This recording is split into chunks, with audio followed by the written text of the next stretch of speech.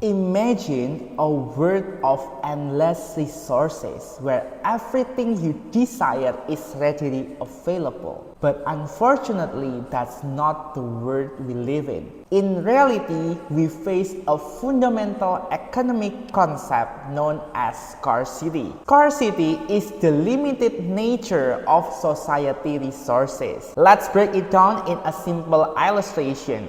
Consider the apple tree.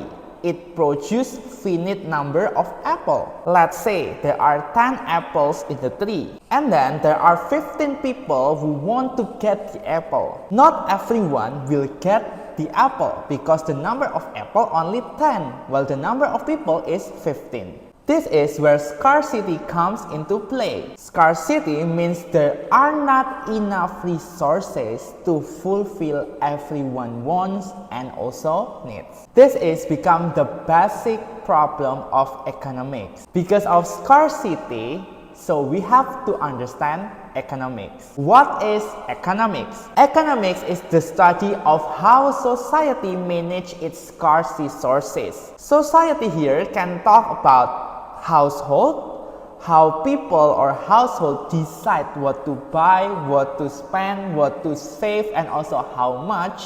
Or maybe firms, how firms decide how much to produce, how many workers they have to hire. Or maybe the government, the nation, how they have to divide the resources, how they have to protect the environment, and also so on. There are three basic economic questions. The first one is what? What gets produced? The second one is how? How is it produced? And the third one is for whom? For whom are the goods produced? Maybe you are wondering, why should we learn economics? So basically, when we learn economics, we will learn a way of thinking. We will understand society. We will understand the global affair, and we will be the informed citizen. Gregory Mankiw ever mentioned like this: learning economics will not make you rich, but will give you tools to help you to become rich. Now, let's learn about the scope of economics. There are two parts of economics. The first one is microeconomics. The second one is macroeconomics. Basically, microeconomics is the branch of economics that study about individual industry and the behavior of individual decision. In this part, we're gonna learn about household and also firm. We will learn how households spend their money. We will learn how firms divide their resources. We will learn about an industry, so not overall industry.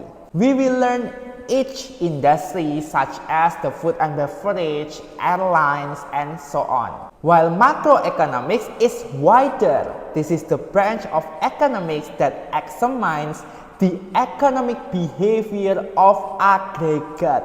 For example, regarding country, we learn about the income, employment, inflation, the output, the product produced, and so on. So if I have illustration, learning microeconomics, we learn about the tree, each tree.